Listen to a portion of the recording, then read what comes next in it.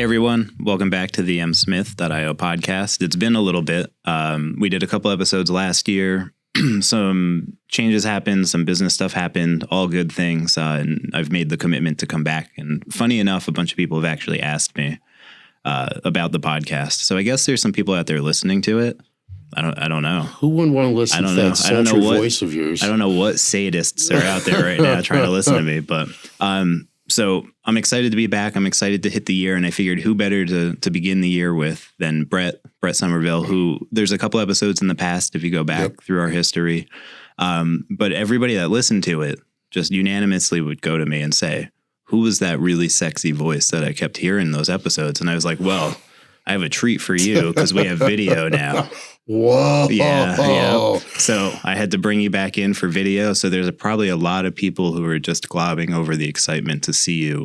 Without a doubt. I mean, walking here in the fanfare. Yeah. And, everyone just throwing themselves at me. Oh, yeah. It was tough. Yeah. It was tough. I don't even know how you got in here. I'm just glad you guys got security. Oh, yeah. That helped a lot. Yeah, that was new. We didn't have security before that, but, I'm glad that. No, I mean, when you get these monster names in here, you gotta make it work. So it's been a while though since when's the last time we did the conversation? Ooh, in Goshen, which would be 2022. It was a long time ago, right? So, it's been a few years. So lots changed since then. Yes, it has. What's we'll get into the about, but the about's going to kind of come up from previous episodes, and we'll talk about it here, between Granite, Barbell, and all that. But what's new? Let's just start there. What's been going on? The gym's been thriving. I really can't complain. The growth of the gym's been on point. I've got a great team, and you can't build the gym without a team. So, you got Katie, Jen, Rob, Demi, Matt Smith now is on board. So all cylinders are firing. That's going well. I have a kind of big opportunity that might present itself where I might be the strength conditioning coach for a college. Oh, cool. That just started, so there's some meetings to be had and all that happy horse shit. But other than that, everything's been going really well. What I'm glad I stopped right there. I decided to take a drink. What do you enjoy about working with college athletes versus, say, your traditional strongman competitor? An athlete's an athlete. Yeah. So the way I look at it is, if you are an athlete, and I always put that in quotations because a lot of people don't understand what it takes to be an athlete. Mm-hmm. It's not just the training. It's, the recovery, the sleep, the hydration, the nutrition, and all those variables together create an athlete. I've had plenty of gifted people walk through the door, but the second they walk out the door, their lives are shit and they don't treat their body right and they don't do what they have to do and they end up falling to the wayside. I really, really enjoy working with athletes. I also enjoy working with special needs children. I enjoy working with everybody, GP, the grandmother who just wants to, walk better after hip surgery. So I've kind of delved into the rehabilitation part more. I've had more older clients or silver sneaker kind of crowd hear about us, and we've been able to do some pretty cool things with them. Awesome. Very cool. What I have a lot of questions that come out of that. Sticking on the athlete piece first. So just to summarize, what in your perspective and when you say anybody who's an athlete's an athlete, right? What does that mean to you? What's that mindset look like? What's that? What makes somebody an athlete versus somebody who wants to be an athlete? I think they have to have a lot of self-accountability. And I think that is an aspect that's lost on the younger crowd today, is self-respect and self-accountability. So an athlete, wakes up in the morning, might not want to do it, but they do it. And the stuff that they don't love to do, they act like they love to do it and they still get the job done. And that's all part of being an athlete. And of course, mindset's thrown around a lot. I haven't met too many athletes, and that's why. They just don't have the mindset. It's to be an athlete's a blend of so many things, pain tolerance, keeping an open mind, doing all the stuff outside the gym, not just what's in the gym, but also too, the people that I find the best athletes are the athletes that, and this sounds silly, but they're the athletes that read. They're the athletes, if I ask them to do something, they don't necessarily just ask me for the answer. They go and they find a book or they find a way to find the answer, and then they come back and then they have more questions. And then that's when I know they're really in. It's really the small things. Awesome. How do you combat the people who might read too much and get too paralysis by analysis? So in the fitness industry as a whole, you know, we are letting down the people. We really are. I don't care if you're 21 years old and you have an amazing six pack and you're at that age where you can, you know, go out drinking every weekend, eat your Taco Bell, still have a six pack. Yet you have these people who are influencing based upon their looks, and that's horrible. Then we have on the other spectrum, people that have doctor in front of their name. And the information that they're putting out is absolutely horrific. What it comes down to in the fitness industry, it's doing the basics. With diet, you know, there's been a lot, I've seen a lot of psychobabble. That's what I've been calling it in the diet and nutrition aspect. At the end of the day, it doesn't matter what diet you're doing, carnivore, whatever, it's a restriction on something. It ends up being a caloric restriction. Yeah, it just ends up being a restriction on some macronutrient, right? Whatever one you want to pick. Now, are they all bad? No. If you're fine, if your body is good with that restriction, whatever restriction it is, and you lose weight, that's awesome. That's why I don't shit on any specific diet. But then you get to the sustainability of it. What's the sustainability of it? Well, I'm never going to eat another carb, or I'm never going to have over 20 grams of fat a day, or any of that. Things can be simplified. And then on the back end of that is some coaches, I feel, play with emotion more than they should. Don't migrate words. Don't mince words. Sometimes the individual just has no accountability. So, you know, not everyone needs a backstory to why you're you or I'm me or anything like that. We are basically, you know, built through our life experiences, and we're going to have our opinions. But at the end of the day, the basics are the basics. And basically, you have to have self-accountability, self-respect, and do all the little things. You know, I always say the little movements, they create big movements. Yeah. If applied correctly. It's funny because so nutrition, as you know, is one of the topics that I love. Yes. Because like you were saying, working out's just a piece of it. It's definitely not the everything. And if you were to quantify how many hours you're actually working out to get the body you want versus all of the other foundational elements like sleep and nutrition and all that, if you aren't doing the other 80%, you're just... It's minuscule. Yeah. It's really, really minuscule. I mean, can you out-train a diet? I think to a certain point, yeah. You probably hit injury though. Yes, but well... You can out-train a diet to a certain point. Like I'm talking about the people that, you know, are maybe like 5 or 10 pounds away. Oh, yeah. You know what I mean? Yeah, you can train to get that off. Heck yeah, you can. But again, it's going to be this, I'm going to go right back to sustainability of it, you know? And sustainability to me is people's daily habits in general, you know? And I think we have to set those habits young. For my example, my son, when I pick him up for school, it's take the dog out. It's do your homework. You have to read for 15 to 20 minutes. I do it with him to show the example. And then you're going to do a little workout.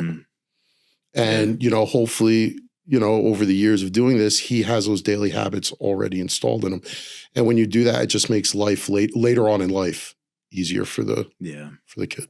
Well, it's interesting because I think the reason people get stuck on these fads or these new ideas is because to be healthy, the principles are so simple that it's hard to sell something that's simple because it can't be repackaged and sent in a different way out to the masses, right? Like eat healthy, if you're trying to drop weight, calorie deficit, if you're trying to do recomp, calorie maintenance, right? Mm-hmm. Like, and then just have the right balance, and then just do an empirical study every week on where you're sitting and how you look. That doesn't sell. What does sell is different pills that will metabolize how I can do things. I can have my apple cider vinegar once a day, and all of a sudden that's going to ignite fat. You're going to, yeah. You're going to take a shot of apple cider vinegar every day, and you're going to drop 20 pounds. Cayenne pepper. Yeah. I just went straight to snorting the cayenne pepper. Oh, of course. Who doesn't? Especially the red flakes. For metabolic gains, right? Like, I mean, I think for metabolic gains, you got to go red. Yeah. The pepper's a little bit bigger. Yeah. Absorb a little bit slower into the system. Yeah. So on the athlete thing, because then we'll hop from there. I'm going to go one more. So is there a sport, though? There's two-part, because you have your history with strongman and everything you do there. But is there a sport that you've grown to really like training athletes? Fighting, fighters, wrestlers, gymnasts. Those I've really, really enjoyed. Yeah. Athlete wise. Yeah. And that's fairly new if you were to do it over the grand scheme of like your entire trajectory. I've been dabbling with that for a while now. Yeah. Like I'm just like anybody else, right? Mm-hmm. I don't want to be just a strongman trainer. I don't want to be just a powerlifter trainer. I want to be able to splash in some rehab in there. And again, this just goes back to, so then I do my reading on it. Mm-hmm. And then also too, I try it myself. Yep. So like I want to learn about boxing training. So I boxed for a little bit. Mm-hmm. And you know who I hooked up? I hooked up with people that actually knew what they were talking about. They were established. Mm. I didn't go to a 20-year-old. You know what I mean? I went to someone who's established. And then that's how you learn how to train other sports is you have to do it yourself, and you want to align yourself with people that are intelligent in that community. Yeah. Very cool. Yeah. And I know because you've always had like the general public and then the strength. So it's cool to see more of the athletes kind of cycling through. And when I say over the trajectory, I mean like all time. That's why I said it's fairly new if you were to like compress your entire timeline. I saw some of the posts on like the fighting and some of the stuff there. And then I know you have a couple fighters that actually had events recently and stuff too. So that's very, very cool. Now on the traditional, like on the strongman side, you still have a lot of competitors in that space too, the strongman side, that's grown a lot. My online strongman has grown a lot. Okay. I love the sport of strongman so much, and I just like to see it grow. And what's cool about it is you'll have an individual in there that, they just want to try the implement once, they try it once, and then they fall in love with it. Yep. And then you show them the next implement, they fall in love with it. And then they're like, hey, can I do my first show? Heck yeah. Mm-hmm. We're going to train for whatever. It gives them a purpose, gives them an objective. I like the word objective. I don't like the word goals because goals are always moving. Mm-hmm. You hit one goal, you got another. No, think about it more simply. Get the objective done. Mm-hmm. Get that one objective done. Then you can go on to the next. Very cool. Goals are fleeting, man. Everyone wakes up, piss in excellence, think they got the next goal. No. Why don't you just do the objective first? Get the objective part done. What percentage of people that you see directly that you train are not hitting the mark on doing the other things they should be doing? Holy shit, 99% of them. You think so? Oh my God, it's the most frustrating thing. And sometimes I go on rants about it, but it is what it is. If you walk into the gym and you say you want to be an athlete, I'm going to train you like an athlete. I'm not going to train you like GPP. Yep. I'm not going to train you like you're in there for rehab. I'm going to train you like you're an athlete. Yeah. And no, I have so much potential in that gym with certain individuals. It doesn't matter how many heart-to-heart talks with them I have. Yep. It doesn't matter. I'll modify the training for them. I'll do anything I can to help them succeed, and they just can't get their head out of their ass. Yeah. Or her. Where do they slip up the most? Is it usually on the sleep, the going out and drinking, the food? All of it. All of it. Or they go through phases where one phase, their nutrition is great for a month. Yeah. And then they come in and they're like, oh my God, I put on 10 pounds. Well, we all know how that happened. Yep. And also too, with the younger people, I get it. You know, you're in your mid-20s. You know, you're out there, you're looking for the women, you're out there hitting the bar scene. No one's saying, you know, I'm not Goggins. You know, I'm not saying that you have to be on point 24/7. What I'm saying is if you come to the gym to be an athlete, then you know what? When we're in that 12-week prep or that 10-week prep, put the bottle down. Don't worry about women or don't worry about guys. How do you even know where your potential is if you didn't go all in? Yeah. What the fuck? Yep. Everyone talks about balance in their life. There's a time and a place for it. How do you know what balance is if you were never unbalanced? Yeah. Go for it. Work 100 hours a week. Go to the gym 7 days a week. See where your burn point is. But you know what? At least you built a foundation. And now you know what balance and moderation is. Yeah. I think the hardest for me is sleep, but it's the most impactful. Yes. It's the one I'm most mindful of over these past 2 years of everything else. Because I've done the nutrition stuff long enough. I basically wake up, I track. Cass always refers to it as my girlfriend whenever I track my food. Like if we go out to eat, I have to check with my girlfriend. So I take my phone out. Yeah. We won't talk about her girlfriend though. So, but yeah, so that is pretty cruising altitude steady. But the sleep stuff is the one that's been a little bit. Yeah, I mean. What's crazy though on that point, when you get the proper sleep, it's like 20% better you perform. It's night and day. Yeah. It's like, I mean, if you broke down the percentages on it, training, hydration, nutrition, and sleep. Yep. You know what I mean? If you have all those evened out, you're going to be successful. Yeah. It's hard not to be successful. Hydration's a good one too, actually. Oh, it's huge. Like people should be getting close to at least like a good baseline is probably about 100 ounces a day. I was talking to somebody, you know, recently. I was like, just out of curiosity, just a normal person. I'm like, how much water are you drinking in a day? They're like, I have probably about a half to one bottle of a 16-ounce bottle. And they always have headaches and they're always miserable. Yeah. You know, or tendons are ripping off their body. You know what I mean? Like, yeah. And again, how do you package such a simple thought process? Yeah. To people with, you know, you can't razz that up, you know? But that's kind of what the fitness industry has done in a whole. Yeah. Sorry. No, do you see that changing at all?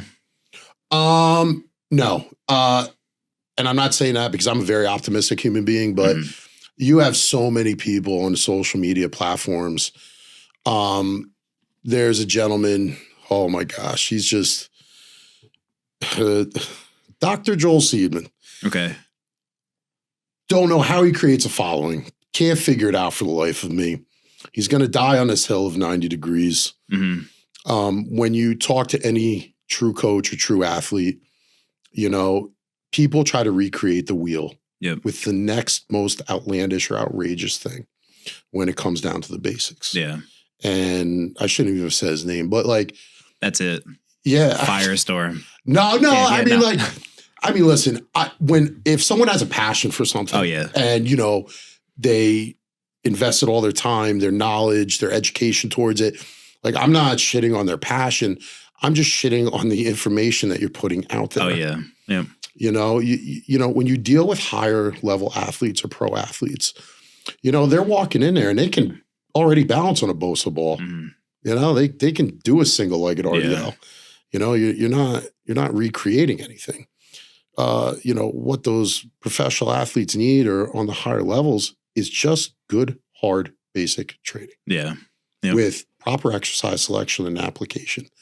And then that's how you make them better. Well, it's funny because, as you know, I've done the functional fitness stuff forever. I'd say over the past 6 to 8 months now, I've gone full hypertrophy programming in general. So speaking of doctors, people with doctor in front of their name, I do like Dr. Mike. So RP Strength guys. Oh, Israel? Yeah. Great stuff. And I like his sass and everything too. Yes, but I like him a lot. So I've been doing the RP Strength programming and all of that. And I've actually knocked the weights down, but toned the full ROM up. And the growth and the way that you feel is better. So like when I've taken the weight down 10 to 15%, But if I'm doing a fly, for example, and I'm actually going to the point where I can feel the extension in the muscle actually start to pull itself out and come back up, like it already feels better. Like it feels like flexion is everything. Yeah. You know, and again, well, I mean, Seaman doesn't believe in that, just for example, but I mean, it's not that difficult. Yeah. It's not that difficult. The human body only moves in so many directions. You know, the joints in the body, you know, the shoulder is the most dynamic joint in the human body, right? Yep. It can still only go so many degrees and so many, right? You mean there's only 3 planes of movement? Yeah, holy shit, I know. Left, right, back, front, crazy, right? Yeah. But, you know, once you find where the range of motion that works for you, you know, remember, mild discomfort, but not pain. And if you're having pain in a movement in full range of motion, then you have to take a step back and figure out why. Yeah. You know, and people who can assess that, they can help you. Yeah. You know? I want to ask the same question we just talked about with athletes, like who's adhering to it. Let's bring that to the general population now. So you have the individual, it could be, you know, a full-time working dad, a full-time working mom that's busy balancing life. They just want to get a little bit more fit, maybe be more healthy to play with their kids. Even in those scenarios, there's things that they could foundationally do that they don't have to be as extreme as an athlete on, but they still don't do. So like sleep, you know, like the stuff we're talking about, right? Yeah, like you don't have to be an athlete level diet and all that stuff. No. But how off the mark do you see for the general population? You see them kind of falling in that same percentage of like, no. Yeah. I really don't. I have GP people where I would love them to be athletes because they have the mindset, because they're the ones coming off a double of work, going to their child's gymnastics meet, and still can find a way to get to the gym. You know, I think with the athletes too, they get, it's almost, how do I word this?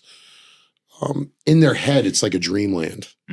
Like, I'm going to hit this number and all the sponsors are going to come running and I'm going to be the next big thing on, you know, type in my nickname for code 10% off. Like they think there's going to be, no. So they're actually more of in a dreamland than the GPP is. They're more down to earth. Yeah. So you see better adherence with like the general population than you do. Yeah. Because they think they don't know everything. They actually are more humble. They receive advice better. Yeah. You know, for the most part, I'm going to say it flat out with the women clientele. Women clientele listen 10 times better than a man filled with testosterone and he already thinks he knows what he's doing. Oh, yeah. Yep. Interesting. Yeah. And then training athletes who are also using whatever forms of like cycle or supplements and stuff is a whole other monster, where if they aren't doing the actual foundational things correctly and they're doing that, like you're wasting it. Like it annoys me at this point, to be honest with you. I have people that don't know that they can't have good daily habits, but they think the magic is in that bottle. Oh, yeah.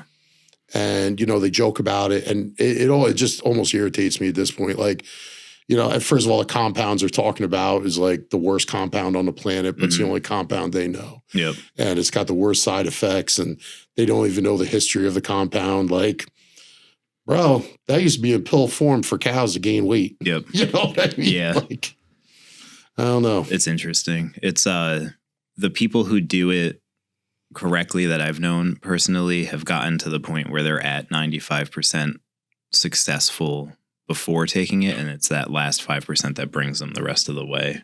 Right? Listen, they're doing everything and then they bring it. If you have to take stuff in 8th grade to make the team, don't do it. Yeah. If you have to take stuff in high school to make the team, don't do it. You're never going to be a professional athlete. The professional athletes are the ones that they're 99% totally natural. They get to where they get, and then they go on enhancement. Yep. You know, because they foundationally have everything, so it gives them that. They're genetically gifted. You can't fight genetics. Yeah. You know. I know. I've been trying to get my calves bigger. Hey, you just do 100 raises every single day. Oh, you know. Yeah. That definitely works. Oh, yeah, without doubt. That's another one, full ROM, though, I've been doing where, like, I'm literally, if I do the calf machine, I'm touching the ground and I'm stopping and then I'm hitting the gastro all the way back up. Yes. So it's like I like, there's so many forms of calf raises, like, standing barbell, stairs, calf machine. But the one that I love the plyometric calf on the pendulum squat. Oh, yeah. Do the jumps, do the calf jumps on there, really get strong, get explosive, be quick. Yeah. I'm not a fan of the seated calf raise. I think that's purely based on someone's levers, to be honest with you. Yeah. It's like some people love it, some people don't. Yeah, it depends on how long those legs are. I don't know. It's not my favorite no. device. I think it probably helps with training modalities of things you would do in the bedroom. And I think that's like the only transfer of that's about it, man.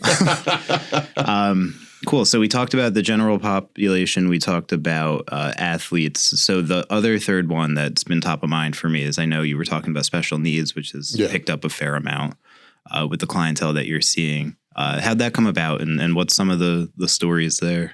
There was a special needs facility that was actually in the same building as a gym. During COVID, they went out of business. So I knew a couple of the children and parents from there. And then this company, Gifted Children, stopped by. We also have a client, Tori, who has special needs individual that was coming into the gym. So it kind of just grew from there. Cool. What's that experience like when you're training? And humbling, inspiring, and it makes me think. Yeah. How do I communicate with this individual that can't communicate? Or, is it going to be hand signs that we have to learn? Is it going to be me just looking at their eyes? Is it going to be them repeating a certain word? And that's what makes it special. And I love helping people that were told they can't do something or they shouldn't do something. No, these, I have individuals that are as smart as they can be. They just can't communicate, So like, try to take a step back and just try to figure out, spend some time with them, and I've had huge breakthroughs where, they won't even come into the gym and dab you up the first 3 months. And then before you know it, they're looking for you in the gym to walk to you, to dab you up and dab everyone else up. That's cool. Now, those are the little things that people don't see, but that's huge for them. Yeah. Huge for them. The confidence thing is huge in general. I have a point on that with general population when we get back to it.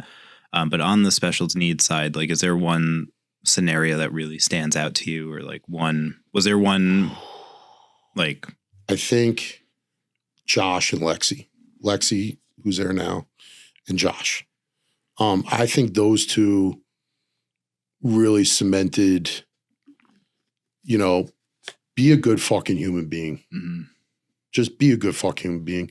These people wake up every morning and everything's a challenge. Getting out of bed is a challenge. Taking a shower is a challenge. Getting their clothes on is a challenge. They're limited, but they don't act it when they're in the gym. And that's what you want to provide for them. Yeah. You want to provide more than what they're used to. Yeah. And I think that confidence aspect is something that transcends for any of the categories you're talking about. Like, one of the number one things that should happen from training over everything else is confidence. Like, I think that, and that comes from the success you have, but that underlying aspect of like self-worth and confidence that comes out of it is very powerful. I think confidence and self-worth is not something you're going to find early in life. Yep. For most people. I think you're going to find that the more experience you have in life, you'll then understand self-worth. I see that a lot. Oh, my self-worth is, more than anyone. No, everyone's self-worth is the same. But you have to actually learn what self-worth is. Like, it's putting the best version of you out there. Yeah, and being better every day. Being better every day. But you know how you can be better every day is by helping people every day. Yeah. It's not a selfish thing. That's why I don't like self-care. I think when people say I need a mental health day, fuck you. Everyone's got their shit. That's going to be another hot button for you there. No, I was kidding. Well, because what do they say self-care is? No, I know. I'm going to binge watch Netflix and eat Cheetos all day. That's self-care. I'm going to go get hammered at the bar. That's self-care. No, I know. Yeah. That's not fucking self-care. Yeah. I was just poking fun. Yeah, no. If we take that soundbite out, people are going to Yeah. I like being the controversy button. I like it. No, I completely agree with you. And I think the reason that came up in my mind is because one of the things that's most infuriating when I go to like a big box gym, right? Like when I'm going to do just my normal workout during the week, is the tripod crews that exist now. These, like, first off, I don't need to see your mediocre lifts in 4K. Yep. But more than that, more than how annoying that experience is how uncomfortable it makes the people who don't want to be in the video, who maybe just got to the gym for the first time and they're really uncomfortable already, right? Like I know plenty of people, my brother, you know, I think his nickname at the gym was like fuck stick or something. Yes. Yeah. So, but he's socially awkward, right? Like he's got that. So you put him in the gym, people are recording videos, he's going to leave. He's going to turn around and just leave immediately. And it's like, you can't hop 2 or 3 benches without one of these tripod crews sitting there. Yep. And then the other day I was at one of the gyms and I saw people with legit 4K cameras, right? Like cameras just setting it up. And they did maybe 80-pound dumbbell presses.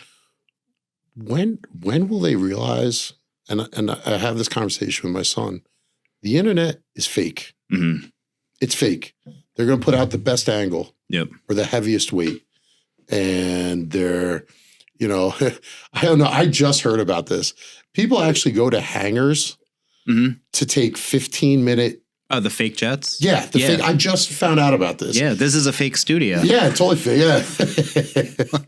But it's not though. Just like in general, like, you know, just work the fuck out. Yeah. Like even with my online clients, it's funny you mention that. I don't have one tripod online person. Yeah. They take videos when I ask them to, but it's a nice, you know, on the floor setup and I've had this conversation with them. I'm like, people should feel comfortable. Mm-hmm. They shouldn't have to be worried about your camera hitting off a mirror to catch someone doing something that maybe they don't want broadcast. It's the most uncomfortable. Because you don't know where they are in their progress. Yeah. It's just not fair. Like, I think if there's one thing I could be very harsh and very mean about, it's to not bring the damn tripod to the gym. Like, there's people that you don't know that probably are either leaving or not going to their full potential because you're doing that. Yeah. For 1,000 followers. But see, that's why that's I mean, that's not the reason why, you know, I created the gym, because it wasn't even that prevalent back then. But it's been like the last year or two that it's gotten real bad. But you want people to be in a good atmosphere, a good place where they don't have to worry about what they worry about at other places. Yep. You know, even every once in a while I go to a commercial gym to use the machines or something, you know, take a nice little deload workout, something like that. And I just look around and I'm just, it's mind numbing. Yeah. Like, do you really think you're that important? Do you really think you're that special? Yeah. Do you really think anyone gives a shit? Especially in lifting. Yeah. Especially lifting. I say this all the time. I have never once got a piece of ass from lifting. No? No, I am fucking dead. You know what I get? I get a bunch of dudes sliding in my DMs. Yeah, well, you know. Whoa, man, that was awesome. How'd you do that? I'm not getting, you know, wet panties thrown at me walking down the street. Yeah. You know, like. Except here. Except here, obviously, you know. But it's just like, go and work out, you know. And also, too, like I made a post about this the other day. You know, we have a mutual friend, Babcock. Yep. And during the Joe driveway years and training in his garage, that was half of the space of this place. Yeah. You know what I mean? You've been there. I've been to the driveway. Yeah. Yeah. And also you've been to Babcock's house training, you know? Yeah. And it's like, I sucked at both. Yeah. Well, no.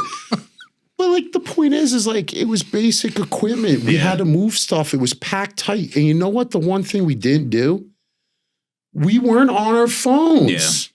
For that 2 to 3 hours. I mean, if we were taking a video of something, wow, okay, hold me the fire on that.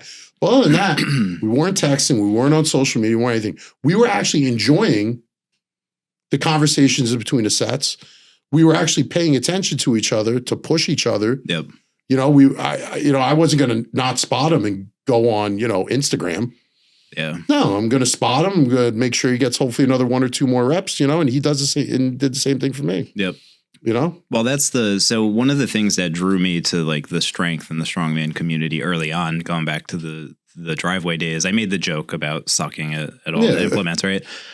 If I'm pulling 150, but that's the hardest I've ever pulled, everybody in that community is hyping you up like you just pulled like some type of world record or something. Yeah. I don't care about the weight on the bar. I care about the effort and the intent in which you do that movement. Yep. That's the inspirational part, if you want to say, like, you know, watching someone come back from an injury or watching a gifted child do something special. Like, I don't care about the weight on the bar, man. Yeah. I really don't. Yeah. And I think that's what's cool. I think you've taken with Granite Barbell the community aspect that existed in like the subculture of that sport, and you brought it to like a local gym. And I know other gyms have good community and stuff too, but I think that was a unique aspect is that anybody who went, right, like Cass used to go there. Yeah. It's just how they felt in that experience. And it was almost the same idea. It's like you're going there, you tried your hardest. You might just be like the general population person. Yeah. But you're a rock star when you're there, right? You want to create a genuine atmosphere. Yeah. That is probably the number one thing when you're in this like private gym, whatever you want to call it, type of industry, is you have to be genuine. And the other thing too that I found, and I wish people would realize that too, the big bald tattooed guy across the gym floor who's ripping, you know, whatever, 700 pounds off the floor, most likely that's the nicest guy in the room. Mm-hmm. You know, he's inked for a reason. He's aggressive for a reason. Probably because he knows what it feels like to feel like a piece of shit. Mm. So he's going to be the one who's going to come over there and root for you on your 135-pound bench press quicker than any prima donna in some Gymshark t-shirt that's 2 sizes too small and wearing shorts that he couldn't fill out if he tried. You know what I mean? Like, and I want that atmosphere, and I want people to be genuine, and I want people to have fun. I want people to focus when they have to focus, but, you know, come into a place where you feel welcomed. Yeah. But Gymshark makes my butt look good. Anything you wear makes your butt look good. All right. Well, you know, but especially Gymshark. I don't even have to work out for it. No, you don't. You don't. It just comes in. I love your new Saran Wrap line of Speedos coming out. Oh, yeah? Yeah. Yeah. They're see-through. Saran Wrap all day long, baby. Caesar said he's not letting me back to the studio anymore. Oh, it's okay, Cesar. So what else is new? What about you with your training, your journey? Like, what's going on? 2024 was a real kick in the dick. So in 2017, I kind of knew that I had a heart attack. Okay. It was a full-blown heart attack. I just went on with life. In my head, there were some signs that I kind of dismissed. Like, you know, my back would get in sharp pain, but I was like, heck, man, I'm always lifting, you know, or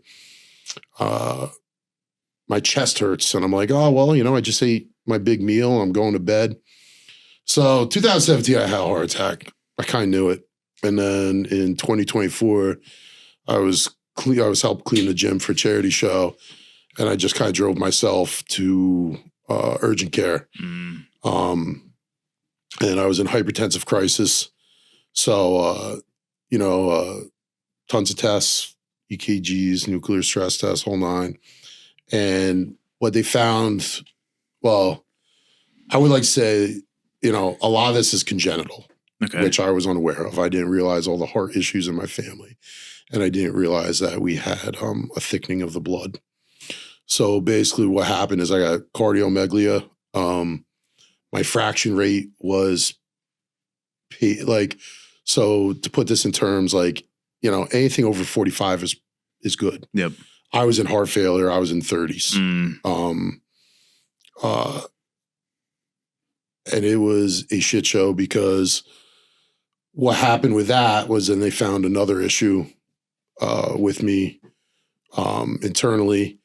And so, you know, just change up medications, go with the flow, you know, change up my training style for a while, you know, drop the weight. And, you know, everything's been good, you know, but other than that, that was a real kick in the dick because in my eyes, I always did everything right. Yeah. I mean, not everything. All right. Everyone's got their vice, but, you know, I've been training since I was 12. I was doing the sauna. I was taking my fish oil. I was never the guy who was out of breath going up a flight of stairs. Like the day before my stent got put in, I was shouldering a 305-pound sandbag. Like there wasn't, I wasn't seeing this decline. Yeah. And then so I've been working with Triana. Okay. Andrew Triana. Is he doing his own podcast now?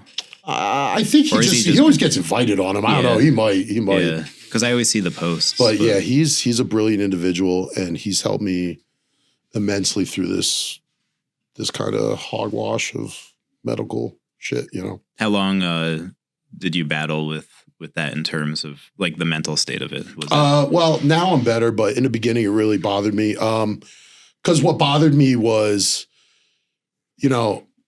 I have a cardiologist telling me I've got a heart of a 90-year-old. I'm like, that's not true.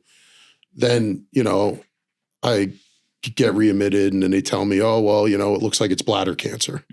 Like, I don't know if this is bad bedside manner or jump to conclusions or this or that. So mentally, it was a tough time. It's tough to describe. If you have a passion for something, if you were an artist and all of a sudden your hands were taken away, or you were an avid reader and you lost your eyesight, like people may think it's silly, but I've been doing this since I was 12. I've been in strongman for over 20 years. Yep. And now I'm struggling to brace. My weights go down. Like, I don't run from it. Like, this is my identity and I love it and I'm good with it. You can identify me as a meathead. I am 100% down with it, but it definitely took a mental hit there for a little bit. But, you just got to go on. I bet. Figure out different solutions. It was a lot. I didn't even know. Like, I kind of saw the posts and stuff, but I didn't know the whole story. Yeah, it was just, an eye-opener, I guess you could say. I'm not going to sit there and say I was 10% body fat and going on 5-mile walks every day, but I want to be known for the guy that never fell off. I haven't fallen off since I was 12. I'm 43 now. Yep. I never stopped lifting. It didn't matter. After any surgery I ever had, I was back in the gym the next day or the day after. Yep. Like, that's why when people say, oh, I'm dedicated, I'm this, I'm that, in the back of my head, I'm laughing at them. Oh, yeah. I've seen it. I've seen some of them. I remember the one pic. Yes. I came into the gym. I don't know how to explain the story otherwise, but there was just like the pool of blood. Yes. And they were like, Brett was here. Yeah. Yeah. That's how I knew. And then you were back at it, like the day after, 2 days after or something. Yeah. What? My orbital bone. Yeah. That was a deadlift, right? And then it was that's just what happens when you're like training and pulling heavy, like things just happen. People also, they have to understand what the real 0.001% is. Yeah. Like, to get through someone's mind that their 315 deadlift is amazing. Yeah.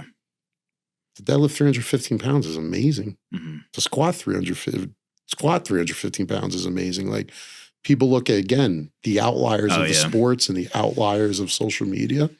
And that's not how it works. Yeah. You mean the videos that come up in all the gym reels of the guy pulling 600 like it's easy? Yeah. I mean, that's very, very rare. I know. And I wish these people would appreciate what their own accomplishments are. Yeah. And put it into perspective. Interesting. So what does training look like now for you? So I was doing a creatine-based type of training for a little bit. So my warm-ups, were something like, for example, it would be like a prowler push for 100 feet into 10 med ball slams into a minute, lateral step-ups for 5 rounds. Try to do it without resting, and then I would go on my workout. So you're hitting some more like cardiovascular health, stuff like that. Yeah. I mean, like, and I was wearing a monitor for a while to get stuff down, so on and so forth.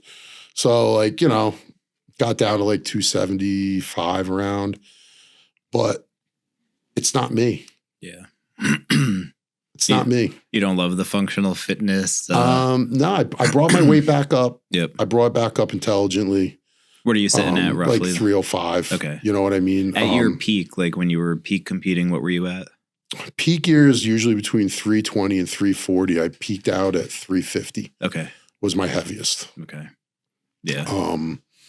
But you know, you change.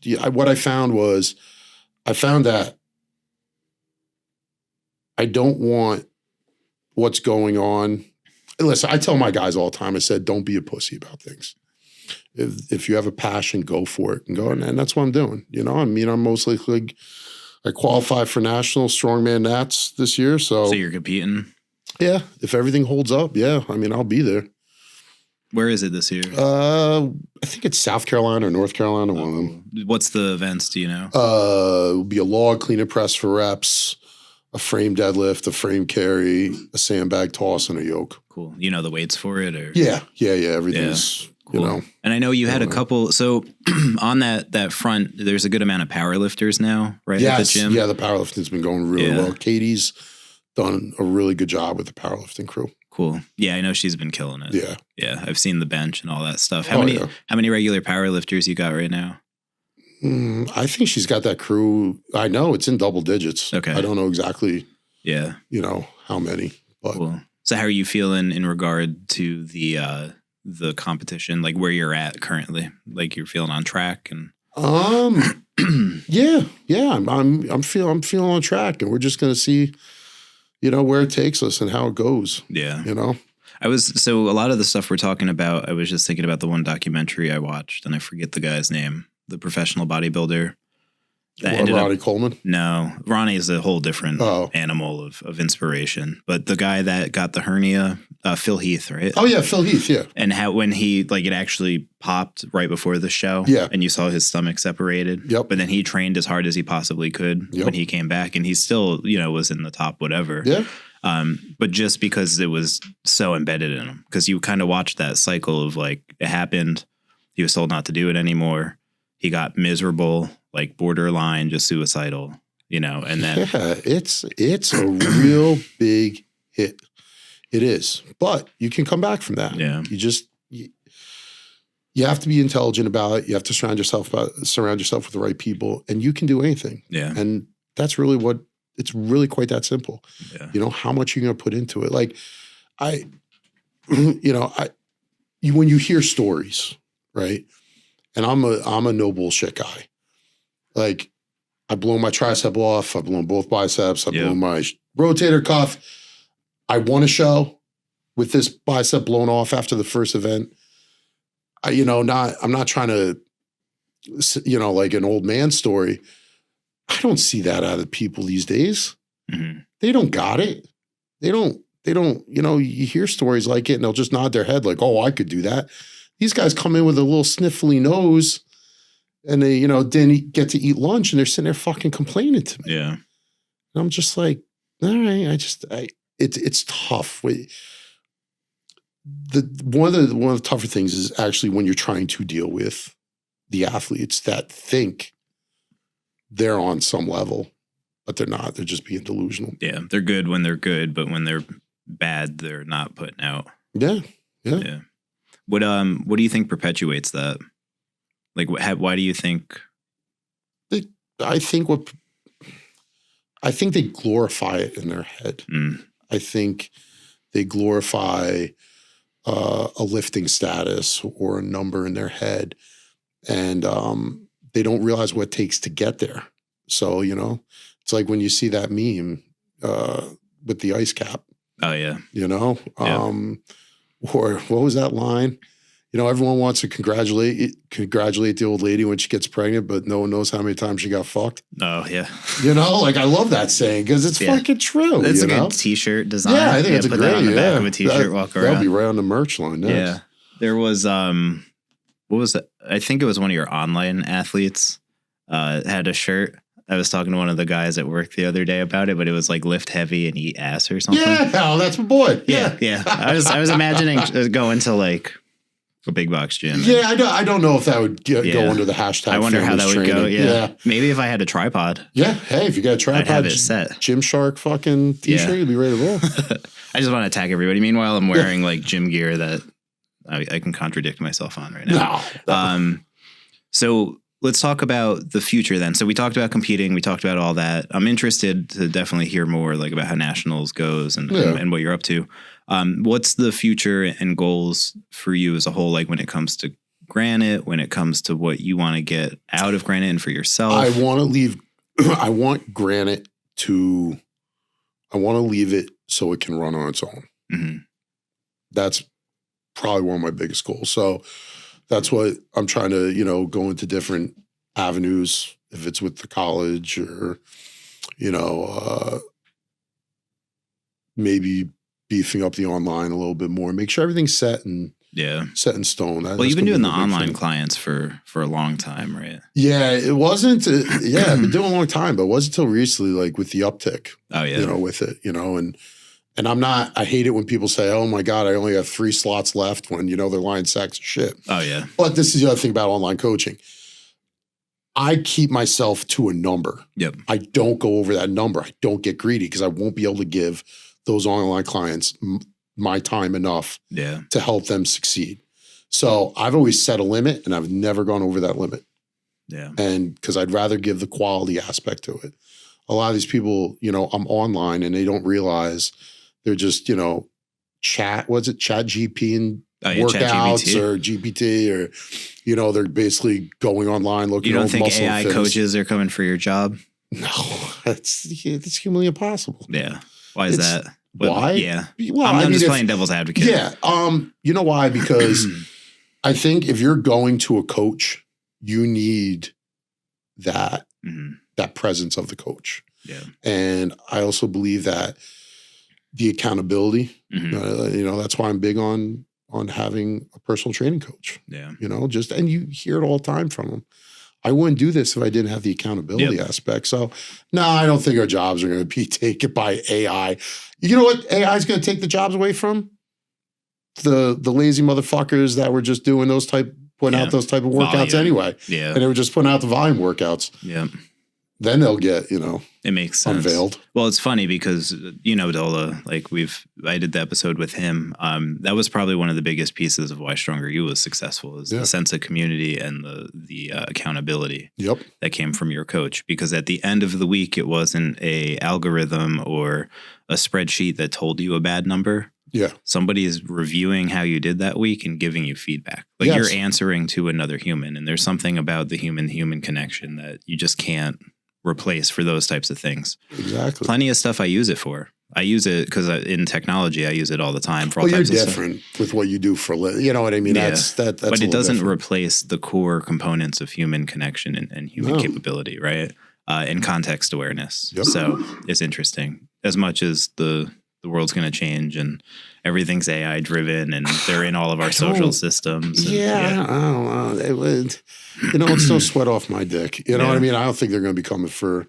They might go to nationals and go after you, though. Yeah, there you go. Yeah, a robot.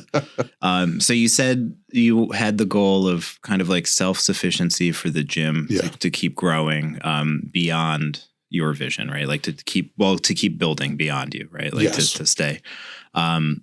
So if we were to talk about like this next year, if you were to like close your eyes and imagine the pinnacle of success a year from now to be towards that goal, what does that look like? Like, what's the gym sound like? What's it look like? What's going on there? What's happening?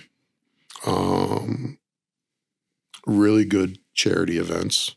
I'm huge on that. So this year we're going to expand. We're going to go to the Last Whiskey Bar. Mm-hmm. And we're going to do our charity event for the two humane societies, Walden and Senior Dogs, with Todd Georgie. So I want to get places where, we'll be able to get more funds for the charities, stuff like that. This sounds rough, but me not being at the gym a lot, as much. Yeah. I think, me being able to take a step back and, Katie's been with me for almost a decade. Maddie Smith's been with me for years. Yep. JC's been with me for years. Like, that's kind of like the direction that I want to go. Maybe a little more hands off, and that's always tough to do when it's your business. But to be able to maybe use the other avenues of, maybe being a strength condition coach for a college, down the road and stuff like that. It makes sense though, right? Like it's been long enough that should be the natural progression for anybody who builds something. Yes. Right. Agnostic to what industry we're talking about. Mm-hmm. Like as a business owner, your goal should be that you can grow it to a point that you've worked yourself out of a job, right? Because then you can keep adding value or building the next thing that you need. Because I think every human has this sense of progression that has to happen and they have to tackle new things. And that goes for everybody. Anybody that works with you too. They should have the same goal. Yes. Like if somebody took it over, their goal should be that in X amount of years, they're also now have delegated it to whatever point and they're doing that next thing, right? Very, very cool. And then so you imagine kind of doing just different avenues like that. And there's a lot with personal wealth that is more than just the monetary aspect of running a business, right? Family, all that stuff. So it's cool to see that balance. Well, I mean, listen, it's been an unbalanced almost 10 years now. Yeah. I work 7 days a week. 7 days a week I'm at that gym. Yep. If I'm not at the gym, I'm with my son or I have the online clients, so been going hard for a while now. Yeah. So it'll be nice. Like, I mean, I want to be in the gym every day. Don't get me wrong. Like it really is my passion, but there's gotta be a time where, I take a little bit of a step back. Yep. And, and go from there. It makes sense. That's exciting too. It's exciting to hear that because I've known you forever. So to watch all of the evolution and to see it even from like when it first opened. Yeah, you were there when we were in an 800 square foot place. And then before that, when we all trained after the garage, after the driveway and when we weren't going to the garage and it was in the like propane heated little spot. Yeah. Yes. Yeah. Yeah. And then you'd have to go and turn the propane heater on. Yeah. Hopefully it doesn't run out. You do your lift, you go back, you warm back up. Yeah, that's very cool. I think, so I have one question left, and then I also want to see if there's anything that you want to go over. Mine's more of just like a candid, like if I had a little index card and we were on a TV show, but like, so if there's one exercise or machine that you would never give up, like it's the one that you want to do forever, what would it be?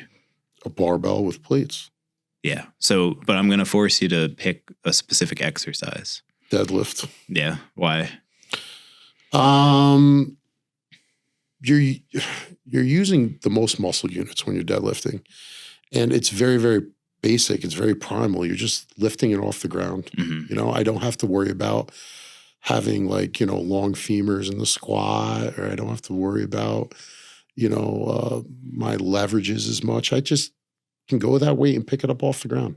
And when you perform a deadlift correctly, and you're pushing your feet through the ground like a leg press and your upper back is packed and you're taking that big air and ripping that weight off, hands down. Yeah. I know a lot of people say the squat. It's funny though. It doesn't matter. It's going to be the squat or the deadlift. And whoever you ask that question for is going to have the bias, whichever one they're better at, they're going to say. Oh yeah. So, for the guys who think the squat, that's great. That's awesome. I just think it's a deadlift. Yeah. Squat's been interesting for me because I've been really focusing on quads to calves. Yes. Like actually touching quads to calves. So that's another Dr. Mike thing. Like to the point where like I picture him yelling at me or whatever. In my head, Yep. And it's been a world of difference because like, again, not the same heaviness of weight that I was doing, but that full range, it's more painful. If you can, it's not always the weight on the bar. That's one of the toughest things I try to tell these guys. Yeah. Like they fall in love and think that every workout's going to be amazing. It's not. Yep. And when you start doing this for decades and decades and decades, what you realize is the workouts that didn't go to plan, but you modified and still worked out, all those workouts over all those years are going to add up to the final product. Yep. And that not everything is going to be a linear periodization. Yeah. You're going to have your ups, you're going to have your downs. You got to learn how to modify. Well, I think that's where people fall into the trap of progressive overload. Yep. And they think progressive overload means the number always has to be up. Mm-hmm. But really, it's the fact that you pushed harder than you did last time, regardless. If the weight is moving faster than it did a month ago, you got stronger. Yeah. It might not be the 20 pounds stronger that you were hoping for, Yep. But you got stronger. And you got stronger just because the weight's moving faster. What age do you think the ego lifting or the mind games start to go away? If they're following the things they should. Well, what's the average lifespan of a lifter? Oh, I don't know. Like specifically if we're talking about like strongman and stuff? Yeah, you could use strongman. And you're saying lifespan in terms of their total career lifting? Yeah, maybe 3 years. Oh, really? Oh, yeah, for strong. Yeah, it's like an NFL running back. Yeah. On average, it's 3 to 4 years. I was going to say like 10, but. What, for a strongman? Yeah. Very, very rare. Very, very rare. Extremely rare. But is that, you think, because of poor technique, gear, like? I think that people don't think in quadrennials. I think if people thought in quadrennials and take that into lifting.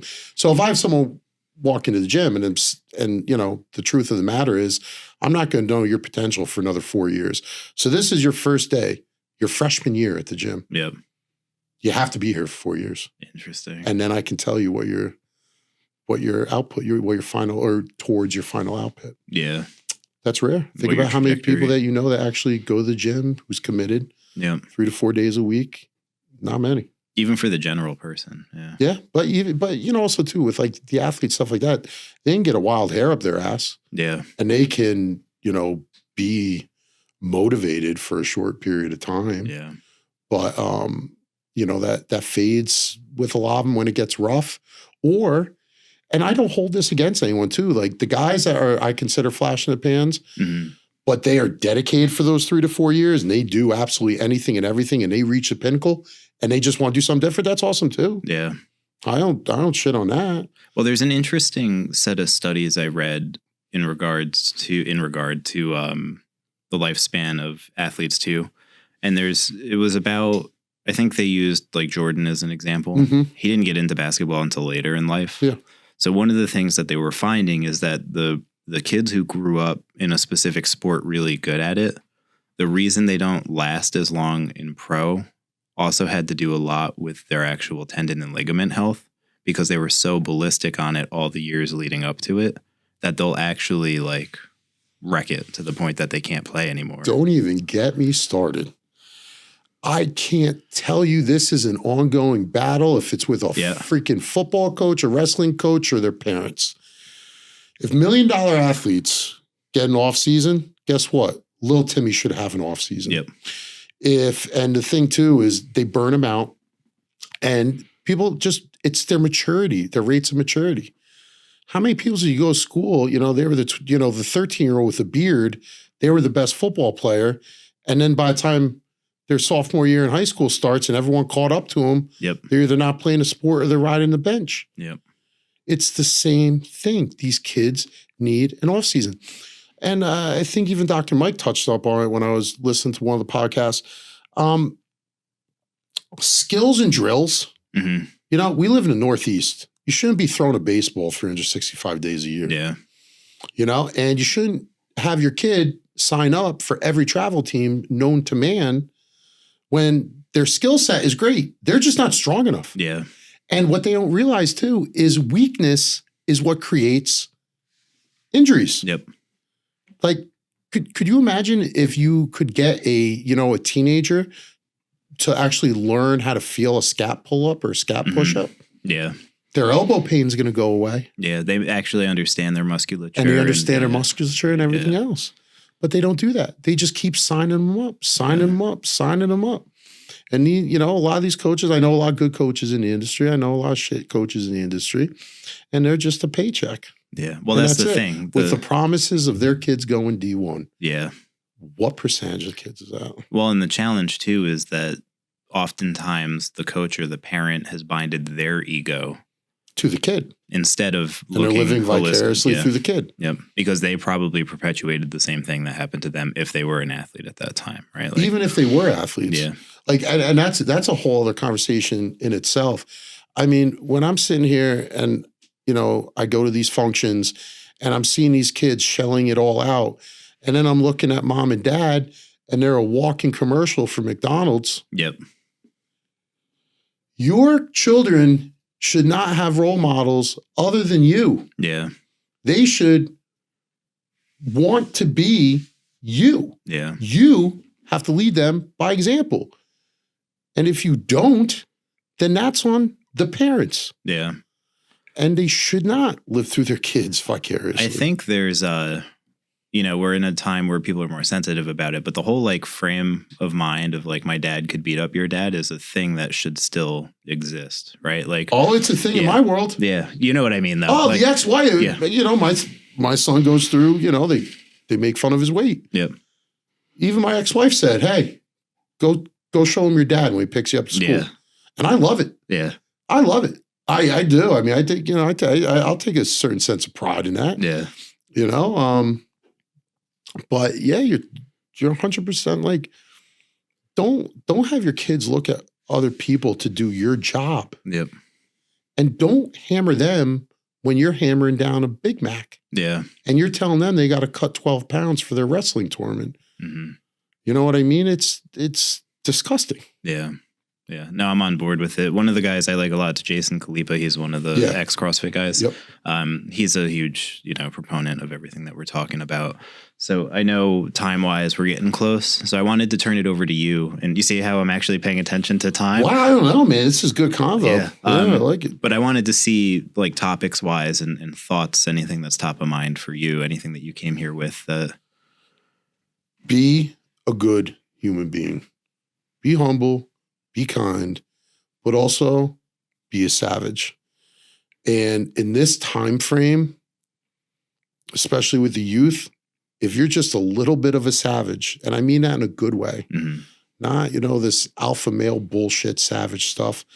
I'm talking about being a savage where you sit down and you put in the work, you are going to prosper huge, especially in these times. Because, this is a touchy subject and stuff like that, but it's so funny to me. It's like every generation, the generation before was tougher. Yeah. Right? Agreed, because the levels of comfort have gone up, over the generations. But the drop off from my generation to the teenagers now, inexcusable. Mm-hmm. Inexcusable. And it's across the board. It's not just the kids, it's the parents too. You know what I mean? But in general, be a positive influence on society.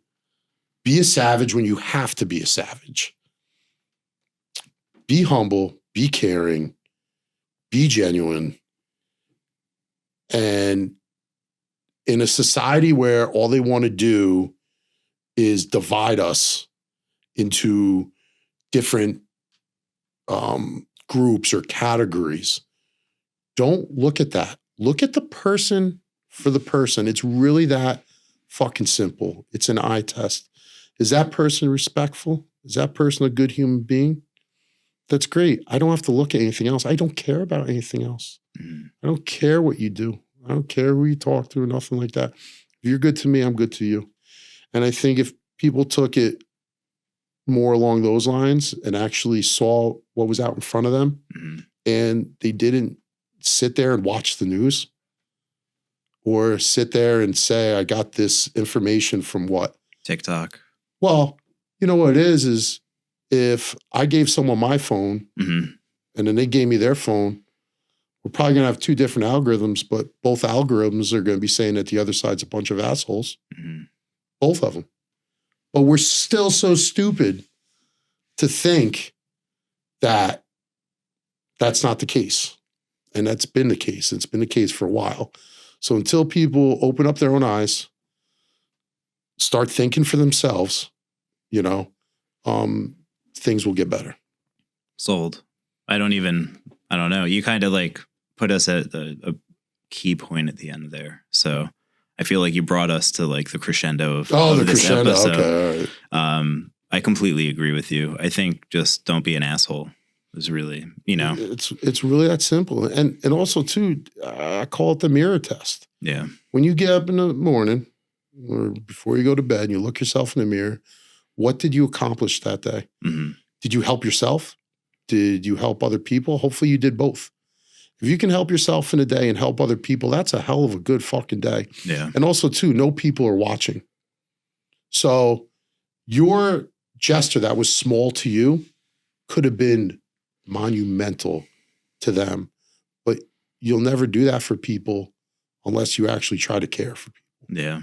Well, there's merit in the objectivity of what you just said is the mirror test. Yeah. If you can pull your own identity out for a second and look at yourself objectively, and so you almost imagine like you just came out of yourself and you're looking at who you were that day, Yeah. and you just analyze it empirically. Mm-hmm. Was that a person that I would be proud to have represent me every day forever or not? Just as a litmus test, just do that as your litmus test. If you take a couple seconds every day to stop and do that, there's probably exponential like gains that you would see. And what you're describing is self-accountability, Mm-hmm. you know, and that is huge. You can't go through life playing the victim or blaming other people. And everyone has their shit. Everyone. You know, I'll say this, even to the rich silver spoon kid, right, who got upset that their Sweet 16 party was at the Marriott instead of the Sheraton. I hate the Sheraton. Yeah, so do I. I had a pretty weird experience there once. But like, you know, for them, right, to someone who's actually gone through shit, it's nothing. Yeah. But for them, objectively, that's a huge impact on their life. You know, so you got to look at the person, you got to look where they're coming from, and then maybe you can understand them. If people actually try to understand people, but without using their backstory as an excuse onto why they're not a good, better version of themselves. Does that make sense? Yeah. Like a lot of people will know someone's backstory and they'll be like, oh, well, that's why they're an asshole. No, they're an asshole because they chose to be an asshole. Mm-hmm. And they chose to let those parts of their life dictate who they are as a human. Yeah. Instead of learning from it and then taking what you learned and then making it better for other people. Yeah. Well, and I think the aspect, and I know we're getting close to time here, Caesar, so I'm going to close this out. A good example of that is the people who automatically assume about famous people, like if they're an asshole or not. Yeah. You have no idea what it's like to be famous. Yep. You don't know the pressures that come in from that and the different just compounding factors of socioeconomic factors, of social status management factors, like the things that... What do they always say? You could be the best individual you possibly can be, but in someone's chapter of their book, you're an asshole. Mm-hmm. And that could have been just because you were having a bad day. Yep. That's all. You had one bad day. Yeah. But, you know, they're going to sit there and hang their hat on that one thing. That's why I said you got to know people are watching. Yeah. And then once you realize that, you'll put a little bit more onus on yourself being a better individual. Yeah. And that doesn't mean you have to care what people think. That's not what I'm saying. Be yourself. And I'm big on energy and I'm big on vibes. If you put out good vibes will come back to you if you're genuine about it. Because the snakes in the grass always get exposed when the lawnmower comes out. You know what I mean? So yeah, it's probably one of the bigger things. I agree. Usually I end by asking what's the key concept you want to leave people with, but I think that's it. I hope so. I feel like that's the thing. Do you agree that's what you want to leave people with that listen to this episode? Yeah, I just... You have to be multifaceted. You have to be caring. You have to be genuine. You have to be loving. But you also have to kick some fucking ass when you need to kick ass. And again, I know people say it all the time, but until you get older, you don't realize it. No one gives a fuck about what you're doing. Mm-hmm. We live in a world where I know it sounds bad, but everyone's selfish. Mm-hmm. When you wake up in the morning, what's your first thought? How's my day going to go? Oh yeah. Usually and that's not a bad thing. I'm not saying selfish is a bad thing. Yeah. But we're all in our own bubble. And yet people still worry about what other people think about them. Yep. The first thing. They don't give a shit. You'll be out of their head in about 5 minutes. Yeah. No one cares.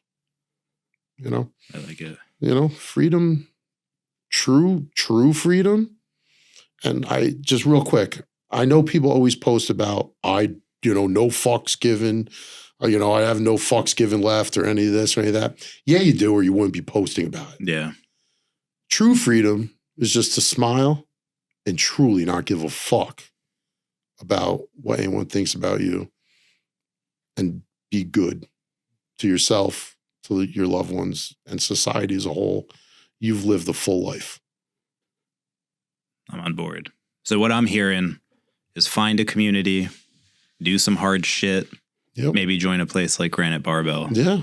And I'm going to leave it at that. I don't have anything else to add. I think we should close out there. I appreciate you joining today. Yeah, anytime. Thank you for entertaining all of my stupid jokes. And no, man. It was a blast. My pleasure, dude. Yeah, I feel like we covered a lot. I always, in the conversation, I'm like, what did I talk about? And I listen back to it, and I know there's a lot of gems in there. Oh, all right. I'll make sure to share everything, and I'm excited to see this next year, everything that we talked about. Awesome, my man. Thank you. Awesome. Cool. Well, I will see. Are we pounding? We're shaking hands. Yeah, we'll go ahead. You just wanted to flex in the camera. Oh, no. Yeah, you got 3. Yeah. All right. Till next time, everybody. Till next time. This is msmith.io. Talk to you soon. It's the new